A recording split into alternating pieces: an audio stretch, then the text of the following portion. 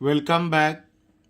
इस वीडियो में हम लोग स्फेरिकल लेंसेस से रिलेटेड टॉपिक्स को स्टडी करेंगे। देखिए, जो स्फेरिकल लेंस है ये बहुत ही फैमिलियर टॉपिक है। डे टू डे लाइफ में हम लोग इसको देखते रहते हैं, इसके बारे में सुनते रहते हैं। चाहे वो चश्मा पहनने वाला लेंस हो, चाहे वो मैग्नीफाइंग गिलास हो, कैमरा का लेंस हो, माइक्रोस्कोप हो, टेलीस्कोप हो, प्रोजेक्टर हो, इनमें से कोई भी इंस्ट्रूमेंट लेंस के बिना फंक्शन नहीं कर सकता है। तो लेंस होता क्या है? तो बोलेंगे हम लोग a lens is a refracting medium bounded by two surfaces at least one of which is a curved surface। तो लेंस एक रिफ्रैक्टिंग मीडियम होता है जिसमें दो सरफेस होगा, बाउंडेड बाय टू सरफेसेस, और जिसमें एक सरफेस कम से कम आपका कर्व होना चाहिए। दो तरह का lens generally we will find, एक कॉन्वेक्स लेंस और एक concave lens. This one is convex lens and this one is concave lens। Generally ये दो तरह का लेंस होता है। ब्रॉडली कैटेगरी में अगर इसको हम डिवाइड करें, one of them convex lens और कन्वर्जिंग लेंस। इसके नेचर के चलते ये लाइट को कन्वर्ज कराता है, तो इसे कन्वर्जिंग लेंस कहा जाता है। And this one is concave lens or diverging lens। आइए इसके कुछ इंपॉर्टेंट प्रॉपर्टीज के बारे में जानते हैं। कॉनकेव लेंस और कॉन्वेक्स लेंस से रिलेटेड कुछ टॉपिक्स। देखिए, कॉन्वेक्स लेंस जैसे आप देख रहे हैं, इसका बीच वाला हिस्सा मोटा है than its edges। कोना के कंपैरिजन में मिडिल पोर्शन इसका थिकर है, और कॉनकेव में इसका मिडिल पोर्शन थिन है कंपेयर टू इट्स एजेस। तो ये तो हम लोगों को विजुअली दिख रहा है। Let us have basic of convex lens. तो इसके बारे में पहला लाइन क्या लिखा सकता है? We can write it is thicker at the centre than at its edges. It converges a parallel beam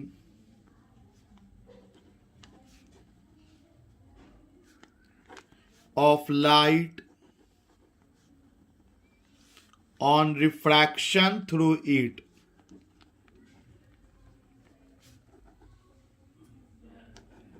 On refraction through it, it has a real focus। Now let us understand about it। देखिए, ये है आपका convex lens. Convex lens जैसा कि आप देख सकते हैं, इस कॉन्वेक्स लेंस में दो रिफ्रैक्टिंग सरफेस है, एक इस तरफ और एक इस तरफ। तो इन दोनों में फर्स्ट रिफ्रैक्टिंग कौन कहलाएगा?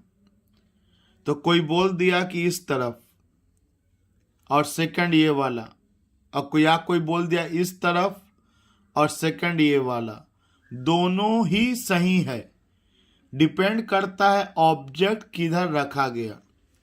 अगर आप ऑब्जेक्ट को इस तरफ रखेंगे तो जाहिर सी बात है रे ऑफ लाइट पहले इस फेस पे जाएगा और फिर इस फेस पे जाएगा। और अगर आप ऑब्जेक्ट को इस तरफ रखेंगे तो रे ऑफ लाइट पहले इस फेस पर जाएगा और फिर इस फेस पर जाएगा। तो फर्स्ट रिफ्रैक्टिंग सरफेस वो होगा जिधर ऑब्जेक्ट को रखा जाएगा। तो पहला तो हम लोग ये क्लियर किया कि रिफ्रैक्टिंग सरफेस पहला कौन कहलाएगा। अगला पॉइंट देखिए, ये जो कर्व है, इस कर्व के हेल्प से हम लोग एक स्फीयर का फॉर्मेशन इमेजिन कर लेते हैं। इस कर्व्स के हेल्प से हम लोग एक स्फीयर का फॉर्मेशन इमेजिन कर लिया।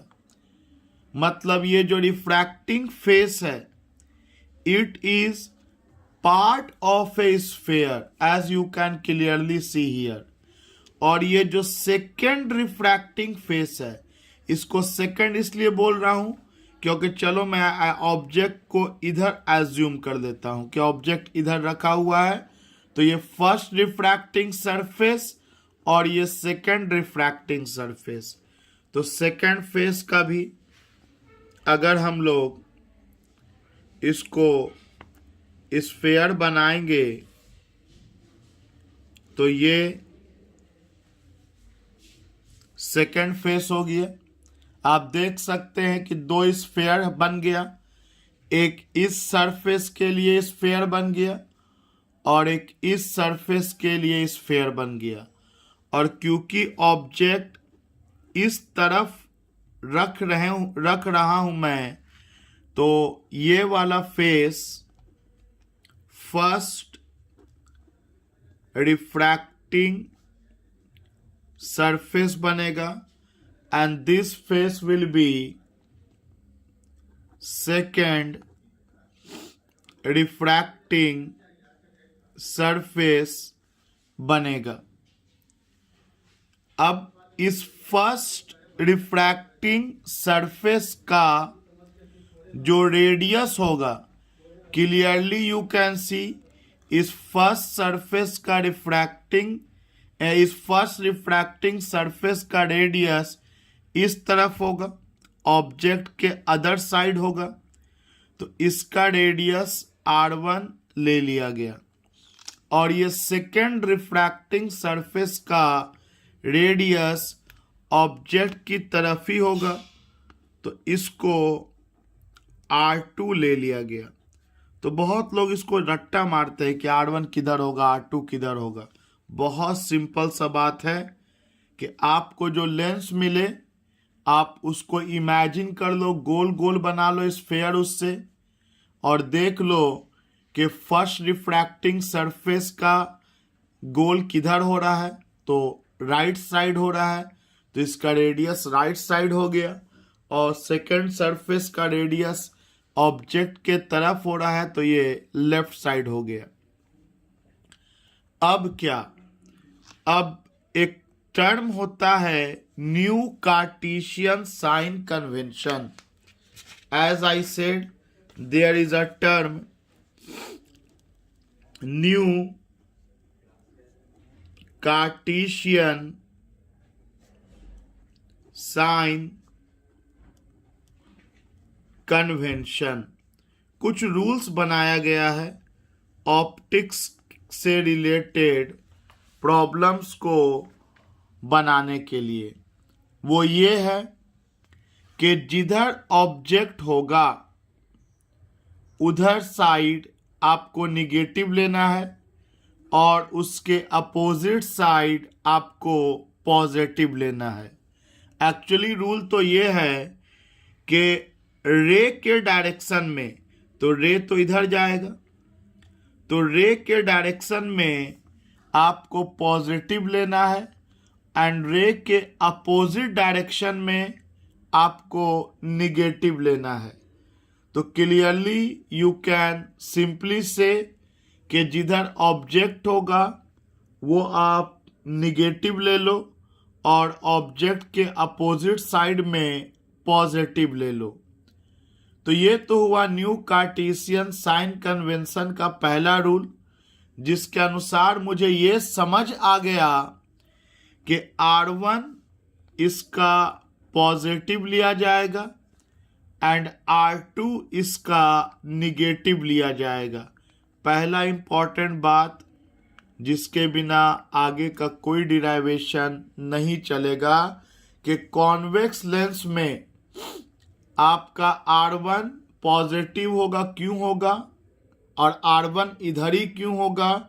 इन दोनों का जवाब दिया गया कि पहला सरफेस के लिए R1 इधर हो जाएगा and opposite to direction of object है या रे के डायरेक्शन में ही R1 है, तो ये पॉजिटिव होगा, और R2 रे के अपोजिट डायरेक्शन में है तो ये निगेटिव होगा। So for convex lens R1 is positive and R2 is negative. अगर हम ऑब्जेक्ट को इधर ना बना के इधर भी बनाते तो भी सेम आंसर आता, क्योंकि ऑब्जेक्ट को जब इधर बनाते तो फर्स्ट रिफ्रैक्टिंग सरफेस ये हो जाता और सेकंड ये हो जाता, और तब आपका सेकंड वाला फिर इसी तरफ लाई करता और फर्स्ट वाला इसके अपोजिट लाई करता, आंसर सेम रहता। आइए इसके अलावा कुछ और बात समझते हैं। देखिए, जैसा कि आप लोग रिफ्रैक्शन में जानते हैं कि लाइट जब ऑब्लिकली गिरता है नॉर्मल के साथ और रेयरर से डेंसर में जाता है, तो due to change in speed of light वो नॉर्मल की तरफ बेंड करता है। लेकिन अगर लाइट ऑब्लिकली ना जाके सीधा ट्रैवल करे तब इसमें कोई बेंडिंग नहीं होता है। तो सिमिलरली ये आपका कॉन्वेक्स लेंस है। ये एक स्फेयर को इमेजिन कर लिया गया, ये दो स्फेयर ले लिया गया।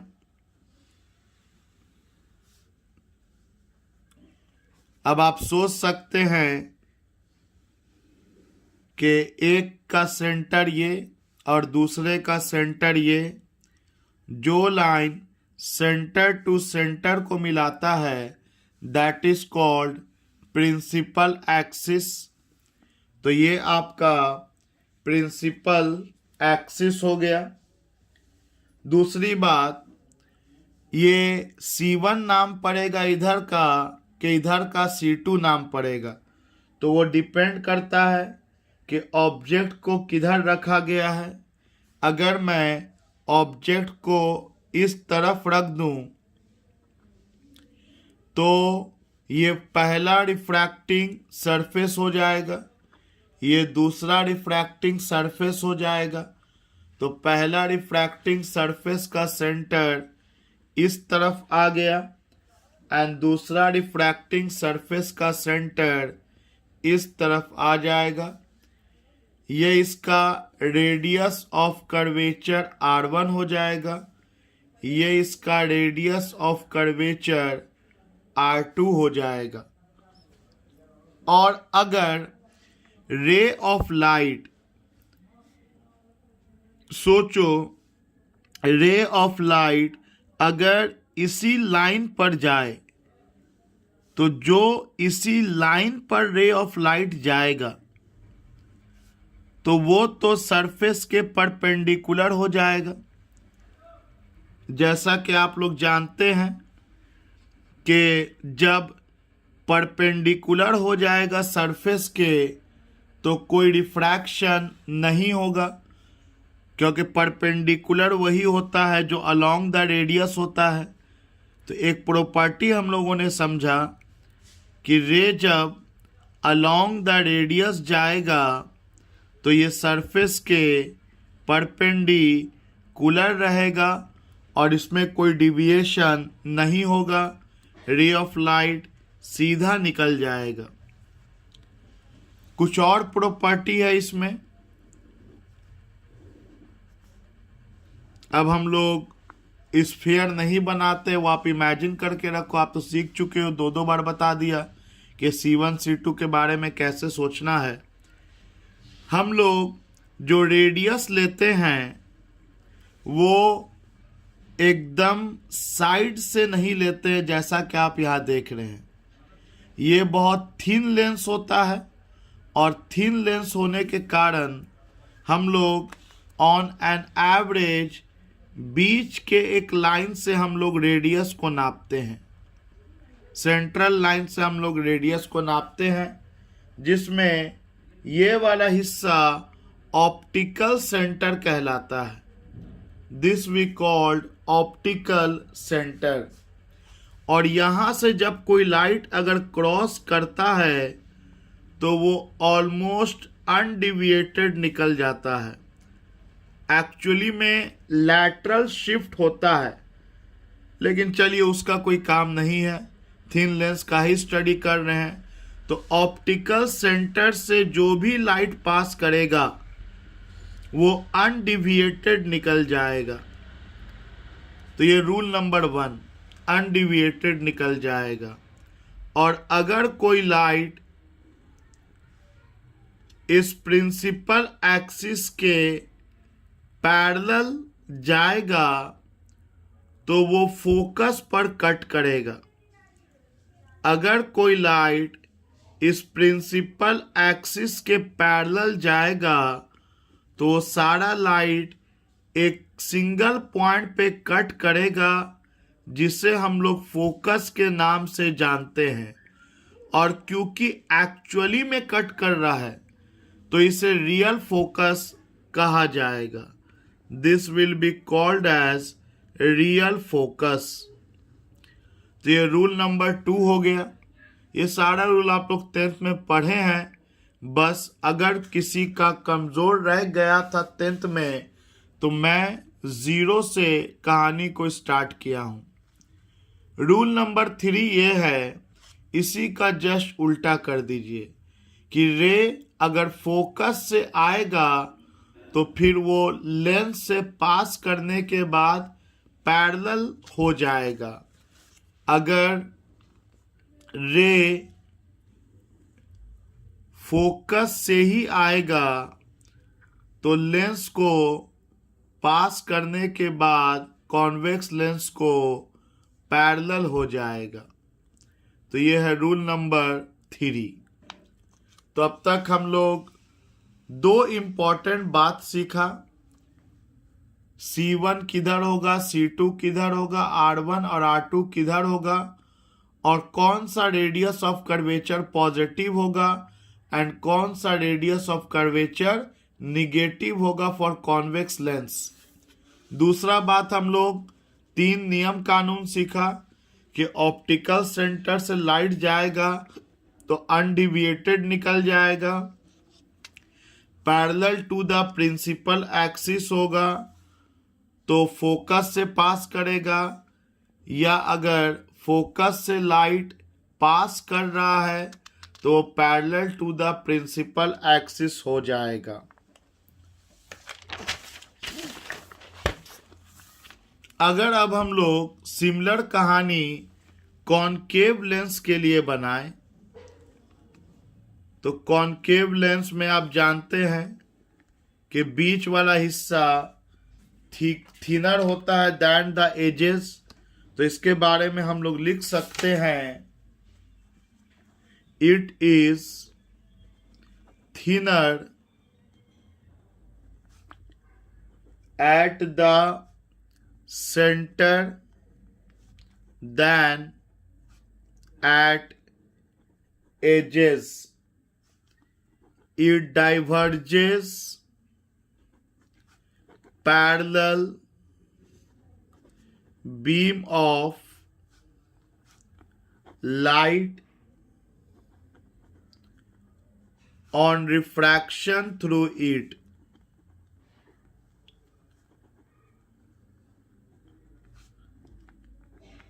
It has virtual focus. एक imaginary focus इस कॉनकेव लेंस का होता है या डाइवर्जिंग लेंस का होता है। देखिए, अगर इसका भी हम लोग R1 और R2 के बारे में समझना चाहें तो बेसिक दोनों का सेम है। जिधर ऑब्जेक्ट रख दिया उस तरफ का जो पहला सरफेस होगा ये फर्स्ट रिफ्रैक्टिंग सरफेस होगा और other side second refracting surface होगा। दूसरी बात, अगर गोल करेंगे तो इस तरफ इधर गोल हो जाएगा और इस तरफ इधर गोल हो जाएगा। आप देख सकते हैं कि ऑब्जेक्ट के तरफ R1 रेडियस का फॉर्मेशन होगा और ऑब्जेक्ट के अदर साइड R2 रेडियस का फॉर्मेशन होगा। मतलब इस बार जो सेंटर बनेगा वो ऑब्जेक्ट के साइड ही लाई करेगा और ऑब्जेक्ट के अदर साइड दूसरा सेंटर C2 बनेगा। तो अगर साइन कन्वेंशन को यूज किया जाए तो रे के डायरेक्शन में, मतलब ऑब्जेक्ट के अदर साइड आपको R2 मिल जा रहा है और ऑब्जेक्ट के साइड आपको R1 मिल जा रहा है। तो रे के डायरेक्शन में तो पॉजिटिव लेते हैं और रे के अपोजिट डायरेक्शन में निगेटिव लेते हैं। तो इस बार R2 पॉजिटिव हो जाएगा एंड R1 निगेटिव हो जाएगा। सो कॉनकेव लेंस के लिए उम्मीद है कि आपको R1 और R2 का साइन कन्वेंशन याद हो गया होगा। रीजन के साथ याद कीजिएगा तो कभी कंफ्यूजन नहीं रहेगा। इसमें भी वही 3 नियम आपके इमेज के फॉर्मेशन का। पहला कि जब लाइट ऑप्टिकल सेंटर से पास करेगा तो अनडिविएटेड निकल जाएगा, अनडिविएटेड निकल जाएगा। दूसरा, जब लाइट पैरेलल होगा कॉनकेव लेंस के, कॉनकेव लेंस में लाइट जब पैरेलल आएगा प्रिंसिपल एक्सिस के, तो हम लोग एवरेज में मिडिल सेक्शन से रे का डाइवर्जेंस या कन्वर्जेंस शो करते हैं।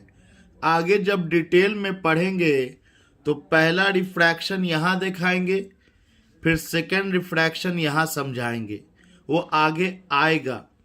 अभी हम लोग एक जनरल डायग्राम बना रहे हैं। तो जब ray parallel to principal axis आएगा तो इसको जाना चाहिए था ऐसे, ये डाइवर्ज कर जाएगा, इसीलिए इसका नाम डाइवर्जिंग लेंस रखा गया। तो क्योंकि क्लियरली आप देख सकते हैं ये दोनों रे आगे जाके मिलेगा नहीं, तो इसको पीछे प्रोड्यूस किया गया।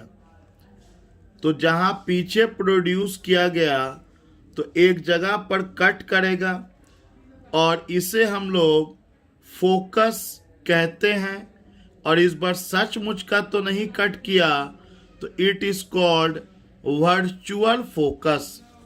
इस बार का जो फोकस होगा वो वर्चुअल होगा। इसी का जस्ट अपोजिट सोचिए कि अगर लाइट इस तरह से आ रहा हो कि फोकस से पास करने वाला हो, इस तरह से लाइट आ रहा हो कि फोकस से पास करने वाला हो, तब ये लाइट प्रिंसिपल एक्सिस के पैरेलल हो जाएगा। The light will become parallel to the principal axis.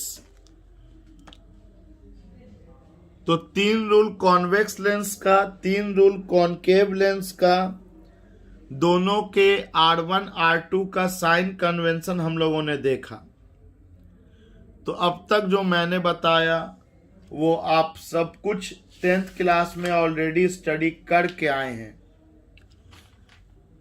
अगला पार्ट जो इसका आएगा लेंस का, that will be purely for the board exam, जिसमें हम लोग refraction at convex spherical surface को सीखेंगे। वो लॉन्ग आंसर क्वेश्चन में 5 नंबर का सवाल आता है, जिसमें आपको प्रूफ करेंगे μ2/v minus μ1/u equal to μ2 minus μ1/r। इस वीडियो को देने का छोटा सा मकसद यही है कि before going to the main part of the lens आप लोग ये सारे बातों को समझ करके रखें और ये सोच के रखें कि अगर आपका 10th में ऑप्टिक्स बहुत अच्छा नहीं भी रहा तो कोई दिक्कत आपको 12th के बोर्ड एग्जाम में नहीं होगा। Thank you.